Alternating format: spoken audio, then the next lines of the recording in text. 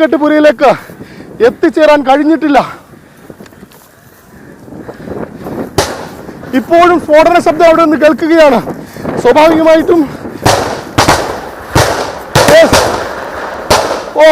ശീതൾ ഇപ്പോഴും പൊട്ടിത്തെറികൾ നടന്നുകൊണ്ടിരിക്കുകയാണ് എൻ്റെ കൺമുമ്പിൽ.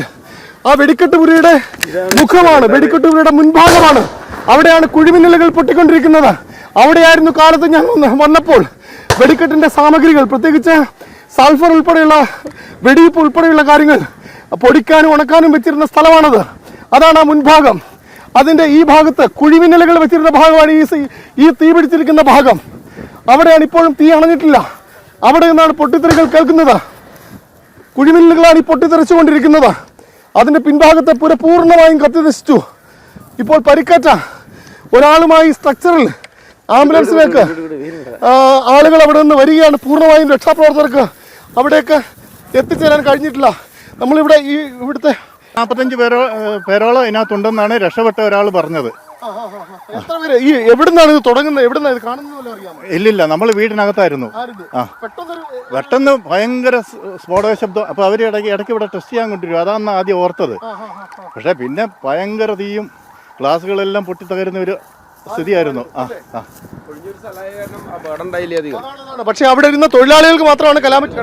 രക്ഷാപ്രവർത്തകരെ ഫയർഫോഴ്സ് സംഘം കൂടുതൽ പേർ അവിടെ നിന്ന് ആളുകളെ സഹായിക്കുന്നതിന് വേണ്ടി സ്ട്രക്ചറുമായി വരുന്നതാണ് ആ ദൃശ്യങ്ങളിലുള്ളത്. എന്തായാലും സമാനതകളില്ലാത്തൊരു അപകടം തന്നെ. വീണ്ടും പൊട്ടിത്തെറി ഉണ്ടാകുന്നു എന്നുള്ളതാണ് ആശങ്കയുള്ളാകുന്ന കാര്യം.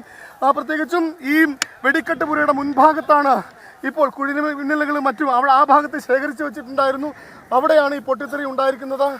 കൂടുതൽ പേരെ പരമാവധി ഈ പിൻഭാഗത്ത് നിന്ന്, പാടശേഖരത്തോട് ചേർന്ന പ്രദേശത്ത് നിന്ന് കൂടുതൽ ആളെ രക്ഷിച്ചെടുക്കാനും പുറത്തേക്ക് കൊണ്ടുവരാനുമാണ്. വെടിക്കെട്ടുമായൊക്കെ ബന്ധപ്പെട്ട് ഒരുപാട് നമുക്ക് റിപ്പോർട്ട് ചെയ്യേണ്ടതായി വന്നിട്ടുണ്ട്. പലതവണ പല ആവർത്തി പല കൊല്ലങ്ങളിൽ നമ്മൾ ഇവിടേക്ക് വന്നിട്ടുണ്ട്.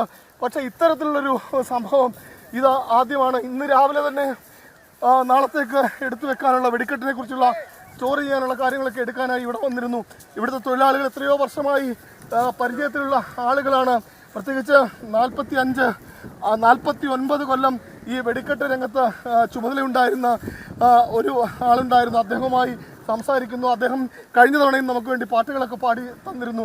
ഇത്തവണ സ്വന്തം നിലയിൽ തന്നെ ഒരു പാട്ട് എഴുതിയുണ്ടാക്കി നമുക്ക് വേണ്ടി പാടുകയും ചെയ്തിരുന്നു. എനിക്കറിയില്ല അദ്ദേഹം അപകടത്തിൽപ്പെട്ടോ അതോ രക്ഷപ്പെട്ട് ഓടിയോ എന്ന്. എന്തായാലും സമാനതകളില്ലാത്ത ഒരു ദുരന്തമുഖത്താണ് നമ്മളിപ്പോൾ നിൽക്കുന്നത് എന്ന് വേണം പറയാൻ. ഒരു 2 കൂടുതൽ സ്ട്രക്ചറുമായി നാട്ടുകാർ അവിടേക്ക് പോവുകയാണ്. ഫയർഫോഴ്സിനാണെങ്കിലും പോലീസിനാണെങ്കിലും ഉള്ള വലിയ പ്രതിസന്ധി ഇത്. ഒരു 2.5 ഏക്കർ സ്ഥലത്ത് 10-12 ചെറിയ പുരകളിലായിട്ടാണ് പല വസ്തുക്കളും അങ്ങനെ ശേഖരിച്ച് വെച്ചിരുന്നത്. അവിടേക്കാണ് ഈ അപകടം, ദുരന്തം ഉണ്ടാകുന്നത്. ഇപ്പോഴും ആ പൊട്ടൽ അവസാനിച്ചിട്ടില്ല.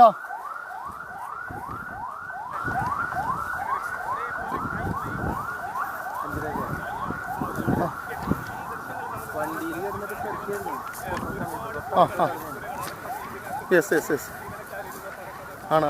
എടാ അങ്ങോട്ട് മുന്നിൽ വാ. ഇത് പുറത്ത് വേണം. ഇതൊന്ന് പുറത്ത് വേണം. ഒരു മിനിറ്റ് പിടിക്കുക. ഇത് പുറത്ത് വേണം. ഒരു മിനിറ്റ്.